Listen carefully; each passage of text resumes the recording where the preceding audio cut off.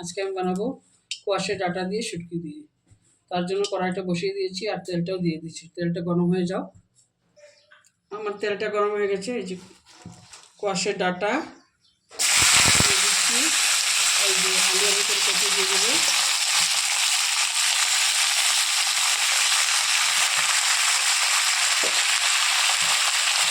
কাঠি দিচ্ছি, আদা করে কেটে দিয়ে রেখেছিলাম, এটা দিয়ে দেবো।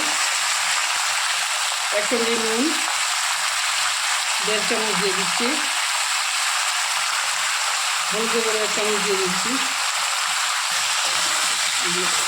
ভাজা ভাজা করে নেব সবকে, ডাঁটাগুলো একটু ভাজবো, তারপরে মশলা দেবো। ভাজা ভাজা করে নিয়েছি। আপনি এটা নিজেরই জল বেরিয়েছে, আমি দিইনি কিন্তু। এখন মশলা দিয়ে দিচ্ছি, একটু লাল মরিচের গুঁড়ো আর কাঁচা লঙ্কা দিয়েছি কেটে। আপনি তারা চাইলে খালি লঙ্কার গুঁড়ো দিতে পারেন বা কাঁচা লঙ্কাও বেটে দিতে পারেন, এটা সম্পূর্ণ আপনাদের ইচ্ছা অনুযায়ী। এখন এটাকে ভালো মতো কষিয়ে নেব। কষানো হয়ে গেছে। এখন পেঁয়াজ আর রসুন বাটাটা দিয়ে দিচ্ছি।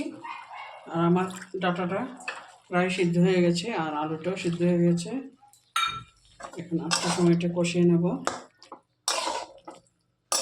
আমি সিঁদুরটা দিয়ে দিচ্ছি, দিয়ে একটু সময় কমিয়ে রাখবো সিঁদুরটা গলে যাওয়ার জন্য। তারপরে একটু জল দিয়ে নামিয়ে নেব। শুটকিটা গলে গেছে, এখন ঝোলটা দিয়ে দিচ্ছি। যার যতটুকু ঝোল লাগবে ওই আন্দাজে দেবেন। দিয়ে এটা ভালো মতো জাল উঠিয়ে নেব। জাল উঠিয়ে নিলেই হয়ে যাবে। তারপরে দেখাচ্ছি। এই যে আমার ডাঁটা দিয়ে শুটকি রেডি হয়ে গেছে কাঁঠাল বিচি দিয়ে। ভালো লাগলে অবশ্যই ট্রাই করবেন আর কমেন্ট করে জানাবেন। Thank you.